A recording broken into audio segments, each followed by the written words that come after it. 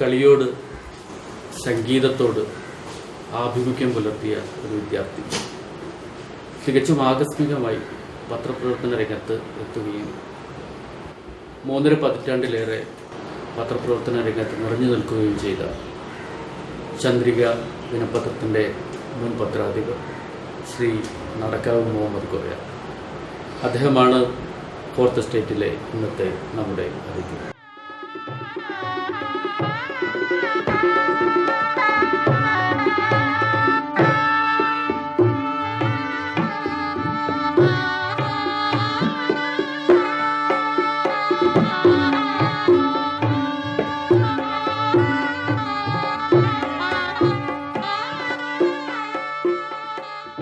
തികച്ചും ആകസ്മികമായാണല്ലോ പത്രപ്രവർത്തന രംഗത്ത് എത്തിച്ചേരുന്നത്.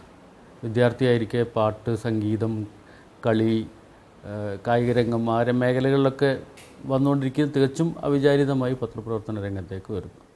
അന്ന് ആ കാലത്തെ പ്രശസ്തമായ ചന്ദ്രിക പത്രത്തിലാണ് ആദ്യമായിട്ട് കാലെടുത്ത് വെക്കുന്നത്. എന്തായിരുന്നു ആദ്യത്തെ ആ ഒരു പത്രപ്രവർത്തനം, തുടക്കം എങ്ങനെയായിരുന്നു എന്നുള്ളതൊന്ന് വിശദീകരിക്കാം.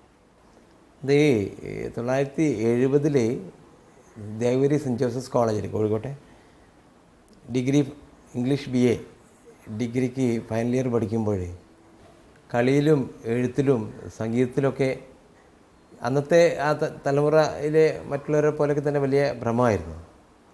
1970 ബ്രസീലിൽ റിയോ ഡി ജാനൈറോ തലസ്ഥാനം അവിടെ ലോകകപ്പ് ഫുട്ബോൾ ടൂർണമെൻറ്റ് നടക്കുന്നത്. അപ്പോൾ കൂടെയുള്ള എല്ലാവരുടെയും പോലെ തന്നെ അന്ന് ഒരു ക്രേസായിരുന്നു കളിയിൽ. അപ്പം അന്ന് രാത്രിയിൽ അവിടെ കളി നടക്കുമ്പോഴേ രാവിലെയാണ് ഇവിടെ റിസൾട്ടൊക്കെ വരുള്ളൂ. ഇന്നത്തെ മാതിരി അപ്പം തന്നെ ഉടനെ കിട്ടുന്ന ഒരു രീതിയൊന്നുമില്ല.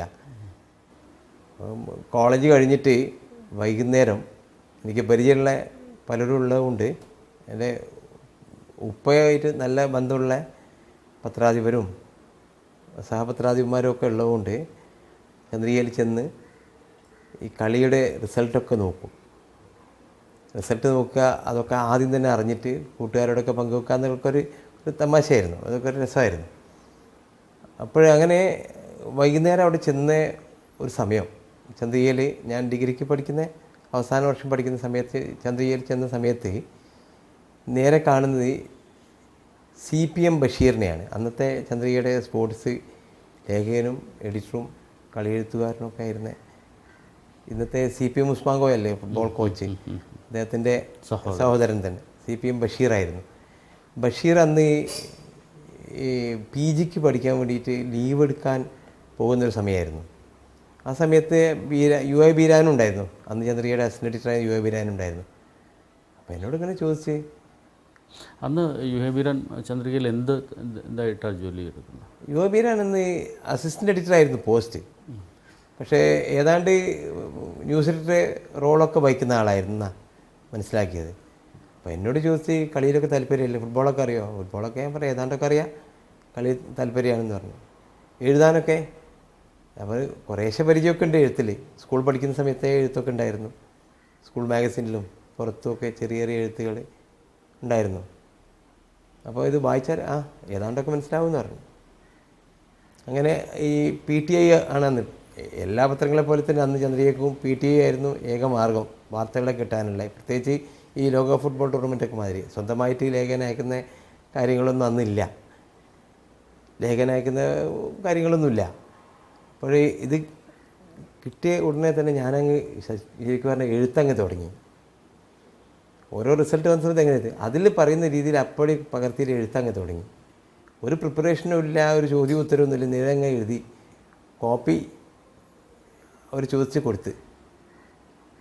കൊടുത്തപ്പോഴേ എന്നോട് ചോദിച്ച് ദിവസേന വൈകുന്നേരം വന്നിട്ട് ഇവിടെ ഇങ്ങനെ എഴുതരാൻ പറ്റുമോ?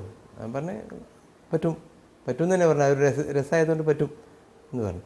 അങ്ങനെ അന്ന് മുതൽ ലോക ഫുട്ബോൾ ടൂർണമെൻറ്റ് കഴിയുന്നത് വരെ ഇവരുടെ ലോകകപ്പ് മത്സരങ്ങളുടെ വാർത്തകൾ, എല്ലാ തരത്തിലുള്ള വാർത്തകളും ഒക്കെ എഴുതി അവിടെ കൊടുത്തിട്ടാണ് വീട്ടിലേക്ക് മടങ്ങുന്നത്. ഇതൊക്കെ പിറ്റുന്നില്ല അടിച്ചു വരിക. അതൊരു വല്ലാത്തൊരു അനുഭവം തന്നെയാണ്. നേരെ ചെന്ന് കയറി എഴുതാൻ പറ്റുമോ എന്ന് ചോദിച്ച് എഴുതി അതങ്ങ് കൊടുത്ത് പത്രത്തിൽ പിറ്റേന്ന് വലിയ തലക്കെട്ടുകളൊക്കെ ആയിട്ട് അന്ന് വലിയ വാർത്തയാണ് ലോക ഫുട്ബോൾ കാര്യം വരിക. അത് കഴിഞ്ഞ് ഡിഗ്രി കഴിഞ്ഞ ശേഷം ജോലി ഇത് തന്നെ ആയാലോ എന്നൊരു തോന്നലൊക്കെ ഉണ്ടായി. നമ്മുടെ പ്രൊഫഷൻ ഇത് തന്നെ ആയാലോ എന്ന് ഒരു ആത്മവിശ്വാസമൊക്കെ ഉണ്ടായിരുന്നു. അപ്പോൾ അത് ഇതിൽ തന്നെ തുടരാമെന്ന് ചന്ദ്രയിൽ ചെന്നു. ഒരു ഇൻ്റർവ്യൂവും എഴുത്ത് പരീക്ഷയൊക്കെ ഉണ്ടായിരുന്നു.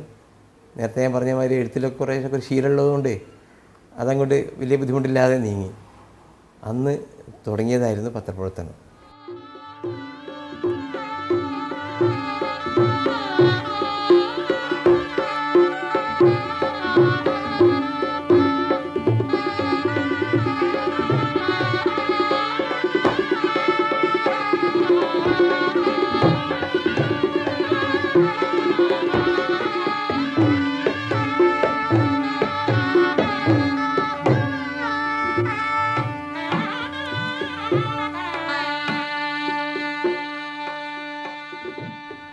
തീർത്തും അവിചാരിതമായാണ് രംഗത്തേക്ക് കടന്നത്. കളിയോടുള്ളൊരു ആഭിമുഖ്യമാണ് ഈ പത്രപ്രവർത്തന രംഗത്തേക്കുള്ള വഴി തുറന്നത്. ചന്ദ്രികയിൽ 70കളിലെത്തുമ്പോൾ ആ ഒരു അന്നത്തെ ഒരു സാഹചര്യം അന്ന് കോഴിക്കോട് മാത്രമായിരിക്കുമല്ലോ ചന്ദ്രിക, മറ്റ് എഡിഷനുകളൊന്നും ഇല്ലാത്ത. അന്ന് PA മുഹമ്മദ്, മുഷ്താഖിനെ പോലുള്ള ആളുകളോടൊപ്പം CH മുഹമ്മദ് പോയ ഇവരോടൊക്കെ ഒപ്പം പ്രവർത്തിക്കാൻ അവസരം ലഭിച്ചു. അന്ന് ആ ഒരു അനുഭവങ്ങൾ എന്തൊക്കെയാണ്? ആദ്യകാലത്തെ ഒരു ചന്ദ്രികയിലെ അനുഭവം. നല്ല സഹകരണം സൗഹൃദമാണ് കിട്ടിയത് അവിടുന്ന്. ഞാനൊരു പുതുമുഖമാണെന്നോ പരിചയം കുറഞ്ഞവനെന്നുള്ള യാതൊരു അത്തരത്തിലുള്ള ഒരു മോശപ്പെട്ട ഒരു അനുഭവമൊന്നും ഉണ്ടായിട്ടില്ല. നല്ല സൗഹൃദമായിരുന്നു, നല്ല അന്തരീക്ഷമായിരുന്നു.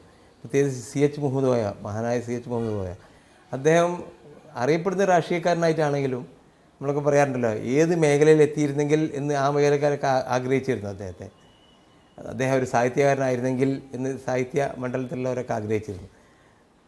അതുപോലെ അങ്ങനെ എല്ലാ നിലക്കും, അപ്പോൾ ഏത് നിലക്കും പ്രോത്സാഹനം നൽകുന്ന ഒരു രീതിയായിരുന്നു അദ്ദേഹത്തിൻ്റെത്.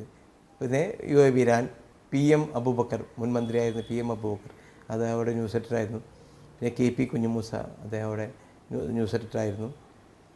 അതുപോലുള്ള ആളുകളടുത്തൊക്കെ നല്ല സഹകരണമാണ്, നല്ല ടീമായിരുന്നു. അവരുടെ അടുത്ത് സഹകരണം ഉണ്ടായിരുന്നു. നമ്മളെപ്പോലുള്ള ജൂനിയർ ആയിട്ടുള്ള ആളുകൾക്ക് എന്താ പറയുക, നല്ല സപ്പോർട്ടായിരുന്നു.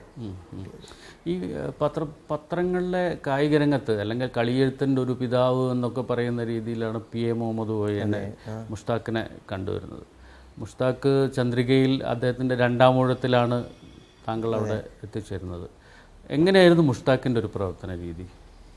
മുഷ്താഖിനെ യഥാർത്ഥത്തിൽ പറഞ്ഞാൽ CH മുഹമ്മദ് കോയ തന്നെയാണ് വീണ്ടും ചന്ദ്രികയിലേക്ക് കൈപിടിച്ചു കൊണ്ടുവരുന്നത്. ആദ്യത്തെ ഊഴം അങ്ങനെ തന്നെയായിരുന്നു. മുഷ്താഖിനെ അദ്ദേഹത്തിൻ്റെ അന്നത്തെ പഴയകാല പത്രങ്ങളൊക്കെ പ്രവർത്തിച്ചിരുന്ന കാലത്ത് CH ആണ് അദ്ദേഹത്തെ കൈപിടിച്ചു കൊണ്ടുവരുന്നത്. വീക്കിലിയുടെ പൂർണ്ണ ചുമതല ഏൽപ്പിച്ചു. അദ്ദേഹം വാസ്തവം പറഞ്ഞാൽ ഒരു രാഷ്ട്രീയക്കാരനൊന്നും ആയിരുന്നില്ല. രാഷ്ട്രീയക്കാരനെന്ന പക്ഷേ ആശയക്കാരനായിരുന്നു. ദേശാഭിമാനിയിലൊക്കെ അദ്ദേഹം അതെ ഇടതുപക്ഷ ആശയക്കാരൻ തന്നെയായിരുന്നു PM മുഹമ്മദ് കോയ. പക്ഷേ CH മുഹമ്മദ് കോയക്ക് ഈ കഴിവുള്ള പ്രതിഭകളെ ഒരു ദൗർബല്യമായിരുന്നു. ശരിക്കും പറഞ്ഞാൽ പ്രതിഭയാണെങ്കിൽ ശരിക്കും പറഞ്ഞാൽ അദ്ദേഹത്തിൻ്റെ ദൗർബല്യമായിരുന്നു. അങ്ങനെയാണ് ചന്ദ്രികയുടെ വീക്കിലിയുടെ പൂർണ്ണ ചുമതല. അക്കാലത്താണ് വാസ്തവം പറഞ്ഞാൽ ഏറ്റവും കൂടുതൽ വീക്കിലി ഫ്ലറിഷ് ചെയ്ത ഒരു സന്ദർഭമായിരുന്നത്. മലയാളത്തിലെ തലയെടുപ്പുള്ള സകല എഴുത്തുകാരും അന്ന് അണിനിരന്ന കാലമായിരുന്നു. എല്ലാവരും അണിനിരന്ന കാലമായിരുന്നു അതൊക്കെ. അങ്ങനെ ആ ഊഴം കഴിഞ്ഞ് അദ്ദേഹം എന്തൊക്കെയോ ചില കാരണങ്ങളാൽ ചന്ദ്രികയിൽ നിന്ന് പിരിഞ്ഞ് പോയി.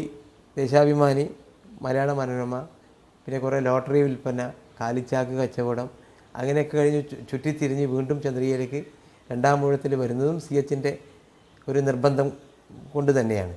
അദ്ദേഹം നേരെ വന്നത് ന്യൂസ് റൂമിലേക്കാണ്, ന്യൂസ് എഡിറ്ററായിട്ടാണ് വന്നത്. അന്ന് മുതലാണ് PA മുഹമ്മദ് കോയായിട്ടുള്ള ബന്ധം. അദ്ദേഹം ന്യൂസ് എഡിറ്ററാണ്, എന്നെപ്പോലുള്ളവരൊക്കെ അവിടെ സബ് എഡിറ്റർമാരാണ്. അപ്പം കളിയെന്ന് മാത്രമല്ല, ലോകത്ത് ആകാശത്തിന് കീഴിലുള്ള സകല കാര്യങ്ങളെക്കുറിച്ചും പറഞ്ഞു തരാൻ മാത്രമുള്ള കെൽപ്പുള്ള ഒരു പ്രതിഭയായിരുന്നു PA മുഹമ്മദ് കോയ മുഷ്താഖ്. ദൗർഭാഗ്യവശാൽ ഏറെക്കുറെയൊന്നും കേരളത്തിലുടനീളൊന്നും അറിയപ്പെട്ടിട്ടില്ല. അദ്ദേഹം ഭാഷാ സാഹിത്യമായാലും സംഗീതമായാലും സ്പോർട്സായാലും ഇനിയിപ്പം മതപരമായ കാര്യങ്ങളായാലും ശരി, സകല മേഖലകളെക്കുറിച്ചും ഏതാണ്ടൊക്കെ നല്ല വിവരമുള്ള ആളായിരുന്നു. ഒരു തമാശ പറയാറുണ്ട് സാധാരണ, PA ഇതുപോലുള്ള ഏതെങ്കിലുമൊക്കെ ഈ വേദികളിലൊക്കെ പ്രസംഗിക്കാനൊക്കെ ചെന്നിട്ട് അയാളിങ്ങനെ പ്രസംഗമൊക്കെ ഇങ്ങനെ നീണ്ട് പോകുമ്പോൾ അതിന് കഴിഞ്ഞ ശേഷമൊക്കെ ചോദിക്കാറുണ്ട്, സാറ് എവിടെയായിരുന്നു PG, എവിടെയായിരുന്നു PhD എന്നൊക്കെ ചോദിക്കാറുണ്ട്, എവിടെയൊക്കെ ആയിരുന്നു പഠിച്ചതെന്ന്. PA തമാശ ഞാൻ എൻ്റെ സർവകലാശാല ബസ് സ്റ്റോപ്പാണ്, അല്ലെങ്കിൽ മാർക്കറ്റ്, അവിടെ നിന്നൊക്കെ ആളുകളുടെ അടുത്ത് കേട്ട് പഠിച്ച കാര്യങ്ങൾ ഓർമ്മയിൽ വെച്ച് അതാണ് എൻ്റെ കലാശാല എന്നൊക്കെ പറയാറുണ്ടായിരുന്നു. അദ്ദേഹം എന്ത് ചോദിച്ചാലും ഒരു ഉത്തരം അദ്ദേഹത്തിന് നിന്ന് കിട്ടും. എന്ത് സംശയം ചോദിച്ചാൽ എത്ര നേരം അദ്ദേഹത്തിൻ്റെ അടുത്ത് കൂടെ ഇരിക്കുന്നോ നടക്കുന്നോ കഴിയുന്നോ അത്രത്തോളം നമുക്കിങ്ങനെ ഒരുപാട് വിവരങ്ങളുടെ മാണിക്യക്കല്ലുകൾ അദ്ദേഹം തരുമായിരുന്നു. അത്തരം ഒരു സംഭവം. അത് തന്നെയാണ് എനിക്ക് തോന്നുന്നത്. ഇപ്പോൾ എൻ്റെ സമ്പത്ത് എന്ന് പറയുകയാണെങ്കിൽ അസല് അദ്ദേഹത്തുമായിട്ടുള്ള സഹവാസം കൊണ്ട് കിട്ടിയതാണ് ഏറെക്കുറെ.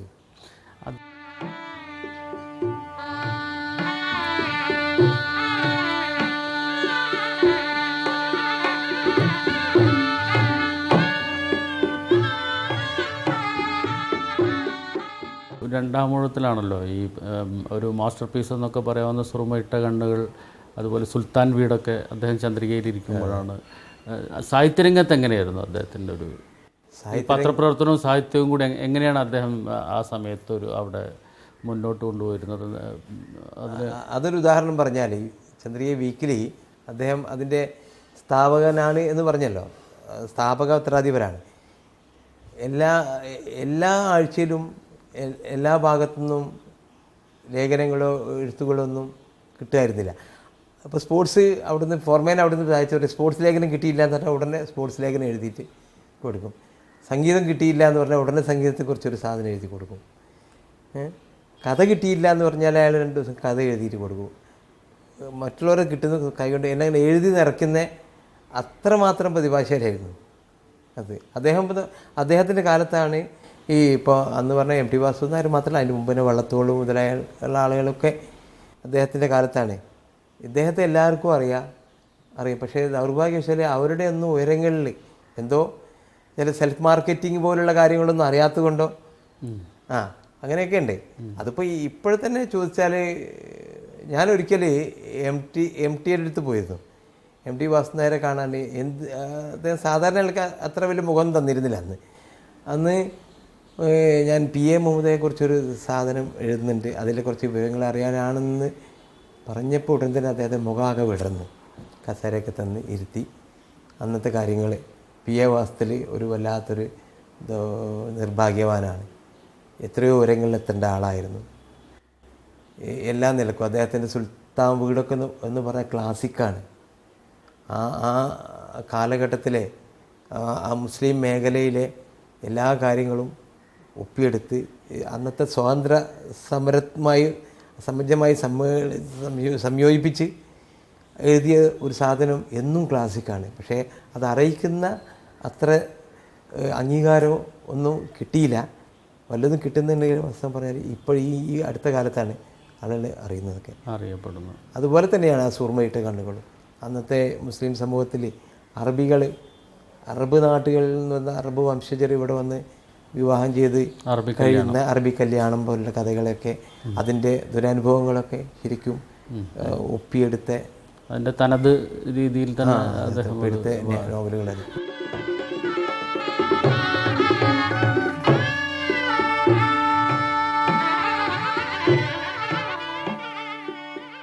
മുഷ്താഖിൻ്റെ ഒപ്പമാണ് പ്രവർത്തിക്കാൻ അവസരം ലഭിച്ചതെന്ന് പറഞ്ഞു. ഇപ്പോൾ സംഗീതമാണെങ്കിലും കായികമാണെങ്കിലും ഏത് മേഖലയാണെങ്കിലും അദ്ദേഹം എഴുതുമെന്ന് പറഞ്ഞു. അതുപോലെ താങ്കളും ഈ മേഖലയിൽ എല്ലാ മേഖലകളിലും കൈവച്ചിരിക്കുകയാണ്. അപ്പോൾ അദ്ദേഹത്തിൽ നിന്നുള്ളൊരു പ്രചോദനമാണോ ഈ സ്പോർട്സ് ആണെങ്കിലും മ്യൂസിക്കിലും ഒരുപാട് കാര്യങ്ങൾ ചെയ്തിട്ടുണ്ട്? അതാണോ ഒരു പ്രധാന പ്രചോദനമായത് എന്ന് വേണമെങ്കിൽ പറയാൻ പറ്റും? അതെ, പ്രചോദനമാണ്. മുമ്പേ കളി നേരത്തെ പറഞ്ഞ പോലെ തന്നെ കളിയിലും എഴുത്തിലും സംഗീതത്തിലൊക്കെ കൊച്ചുനാൾ തൊട്ടേ നല്ല ബന്ധം ഉണ്ടായിരുന്നു ആ സമയത്ത്. പക്ഷെ അത് പരിപോഷിപ്പിക്കുന്ന രീതിയിലായിരുന്നു അദ്ദേഹത്തിൻ്റെ സമീപനം.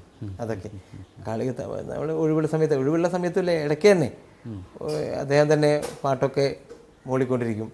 അതിൻ്റെ അർത്ഥം ഉറുദുവിലുള്ള ഗാനങ്ങളൊക്കെ പഴയകാല ഗാനങ്ങളിലൊക്കെ അർത്ഥമൊക്കെ ശരിക്കും പറഞ്ഞു തരും. എന്താണത് ഉദ്ദേശിക്കുന്നത് യഥാർത്ഥത്തിൽ അർത്ഥമൊക്കെ. ഈ നേരത്തെ പറഞ്ഞ പോലെ ഉറുദുവൊക്കെ അദ്ദേഹത്തിന് നല്ല ഫ്ലുവൻ്റ് ആയിരുന്നു. അദ്ദേഹത്തിന് നന്നായിട്ട് അറിയായിരുന്നു ഭാഷയൊക്കെ.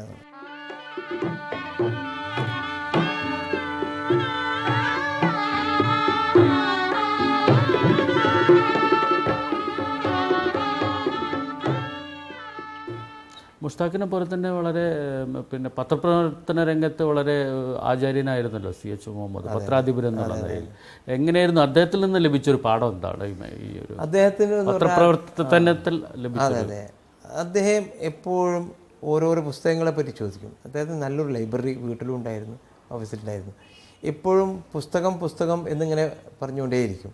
ഈ പുസ്തകം നോക്കിയോ, ആ പുസ്തകം വായിച്ചോ, ഈ കാര്യമാണോ, ഞാനൊരു കാര്യം പറഞ്ഞില്ല, മറ്റേ ഇന്ന പുസ്തകത്തിൽ അത് ഉണ്ടാവും, ഒരു കാര്യം ചെയ്യാം, എൻ്റെ വീട്ടിലുണ്ട് ലൈബ്രറി, അവിടെ വന്നാൽ അത് കിട്ടും, ഇങ്ങനെ പറഞ്ഞുകൊണ്ടേയിരിക്കും. അത്ര പത്രത്തിലാണേലും നമുക്കൊക്കെ എന്തെങ്കിലുമൊക്കെ പെശകുകൾ വന്നാലൊക്കെ തമാശ രൂപത്തിലാണ് അദ്ദേഹം അത് കറക്റ്റ് ചെയ്യുക. ഒരിക്കലും നെഗറ്റീവ് ആദ്യം പറഞ്ഞിട്ട് ആളുകളെ നിരുത്സാഹപ്പെടുത്താറില്ലായിരുന്നു. ആദ്യം സപ്പോർട്ടീവായിട്ട് വളരെ പറയും. നന്നായിട്ടുണ്ടായിരുന്നു കേട്ടോ, അത് നല്ല രസമായി. ആളുകൾ പലരും വിളിച്ചു പറഞ്ഞു, പക്ഷേ അതിലൊരു കാര്യമുണ്ട്, ഇന്ന ഭാഗങ്ങൾ അത് വേണ്ടായിരുന്നു, അത് ഇന്ന ബുദ്ധിമുട്ടുകൾ ഉണ്ടാക്കിയത്, പക്ഷേ പലരും അത് വിളിച്ചു എന്നത് രണ്ടാമതേ പറയുള്ളൂ. ആദ്യം നമുക്ക് പോസിറ്റീവായിട്ടുള്ള കാര്യങ്ങൾ പറഞ്ഞിട്ട് ശേഷം മാത്രമേ പറയായിരുന്നുള്ളൂ. അത് തന്നെ ഞാനുൾപ്പെടെ എല്ലാവർക്കും വലിയ പ്രോത്സാഹനമായിരുന്നു.